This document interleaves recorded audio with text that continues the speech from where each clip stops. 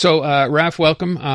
Let's start with this Christine Frechette situation. She had such a good week last week and perhaps the week before as well. And then yesterday got kind of caught, if you'll pardon the pun, with her pants down in the National Assembly. So what happened?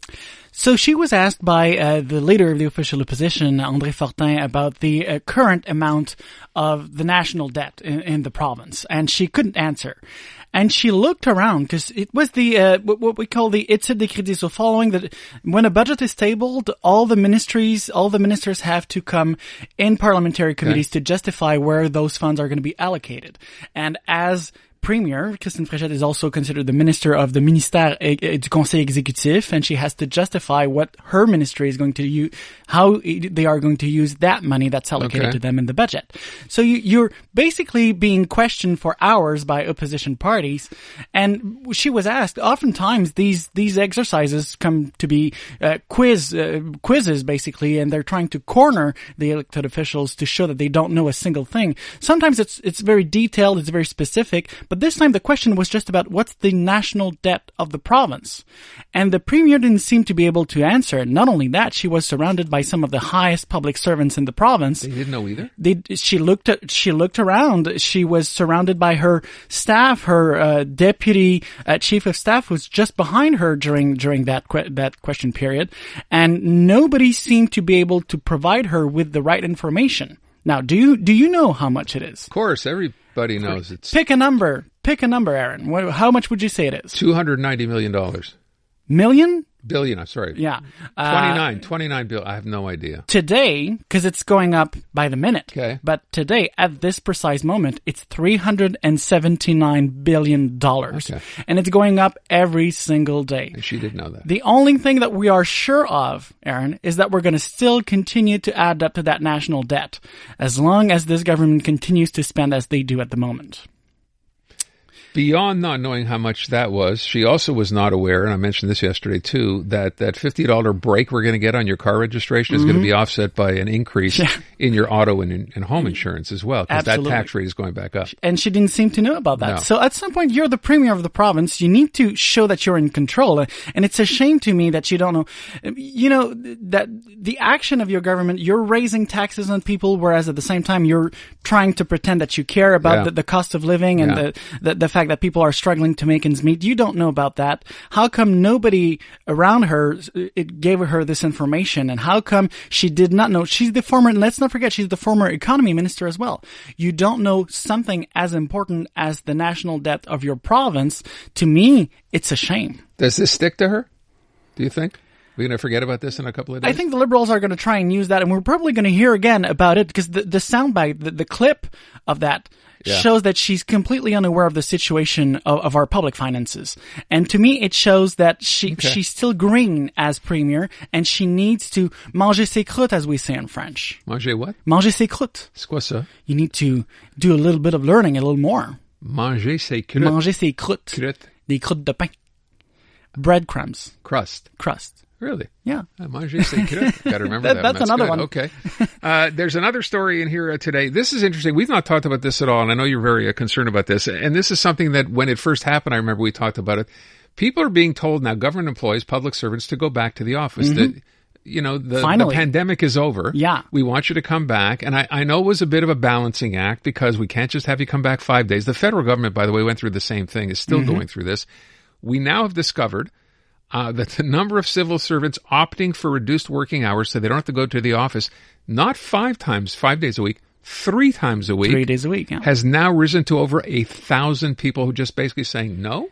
There's actually 8,000 people. So we don't count the public servants that work in the education and healthcare system here. So only the ones that work for the administrative part of government elsewhere. So there are 7,700 across the province. Out of these people, more than 10% now, 8,000 chose to reduce the number of days they work in a week instead of having to go back to work 3 days a week, go back to the office. So I'm just wondering here, what were those people doing before the pandemic? By the way, they were in the office 5 days a week. They were in the office right? 5 days a week. So it changed during the pandemic, and it takes time for them to go back to a normal situation. I mean, most people in the private sector are back to the office, at least 2-3 days a week. It's just normal to expect public servants to go and work in presence. It might be normal to expect it. It's not happening. So what's going to happen? It's not happening because they don't want to go back to work. They don't want to go back to the office. So my question, there's so many questions here to be asked. But first of all, why do you hate your job to that point? Well, and if you're not passionate about your job, why do you stay there? Okay, wait a sec. To be fair, and I want to be fair. Yeah. You know what the basic story, because as I said, this story, this been discussed before. You know what? If I don't have to go through the commute every day, I'd rather do my job. It's not like I'm not doing my job. I'd just rather do it from home than having to drag myself to the office and back for those extra 2 days a week. That's the argument that you typically get. Mm-hmm.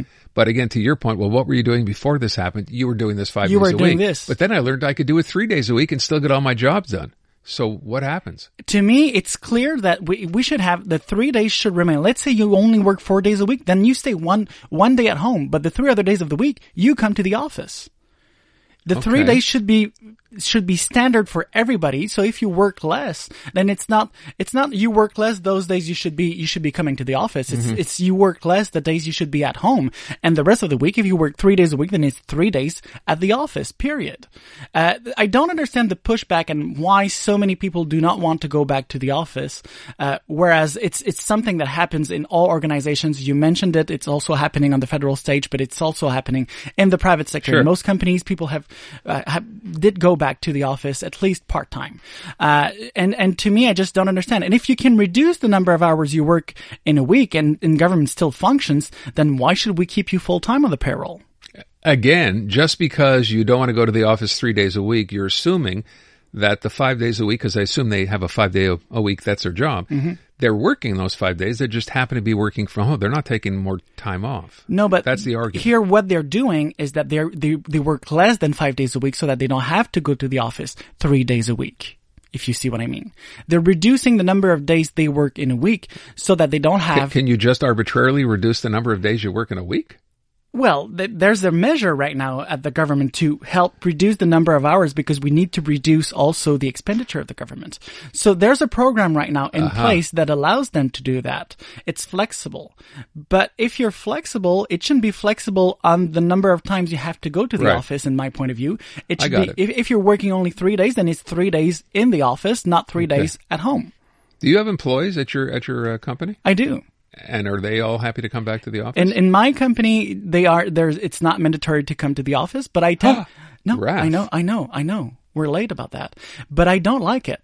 I know a lot of people do like it within the company, but I personally don't like it because I'd rather have an office that's full of life and that also helps drag people to the office. If there's lots of people, you see your teammates, you're having fun at work. It's completely different than working from home and having Zoom meetings all day. These people work for the government. They're not having fun at work. That's my point. Okay. Maybe we should make it more attractive for them to come back. Yeah. Last question here, last story. Mark Carney, we talked about this earlier on. We had a reporter from CTV. So he's addressing or did address the New York Economic Club today. Mm-hmm. Heard some of his speech, thought it was pretty good. What did you think? Very good speech. And he basically rebranded the MAGA, the Make America Great Again slogan here. I want you to hear the clip. Oh, let's hear it. It's such a good clip, right? So I'm going to play part of the speech back, I think, later in the show, because as I said, I thought it was really good. But that one sentence, that's the one that's generating sort of all the attention now. And it makes sense, and it kind of makes me wonder, and I don't know, maybe you do, who writes his speeches? He doesn't write them himself, right? No, well, sometimes he did. I think the one in Quebec City, remember, on the Plains of Abraham, I think that was him. Okay. He wrote it himself. Davos, he wrote it himself. Oh, really? From what I've heard. Okay. But some of them, of course, are written by other people. So here is that line today, Mark Carney, in front of the New York Economic Club.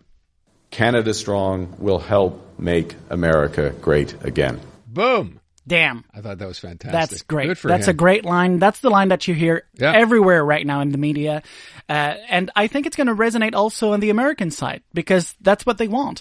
And the message he's sending here is that when Canada thrives, North America thrives. It's a mutually beneficial relationship that we had until recently. Yeah. Let's bring it back. So that's the message he's trying to send here to the business leaders of the state of New York that he was meeting today. But also I think the message will also resonate outside of the state of New York and in the rest of the U.S. and certainly in I believe, to certain Republicans as well, because let's not forget that this Republican Party is the one originally that pushed for free trade between Canada and the U.S. under President Reagan at the time. We leave it at that. Raph, thank you so much.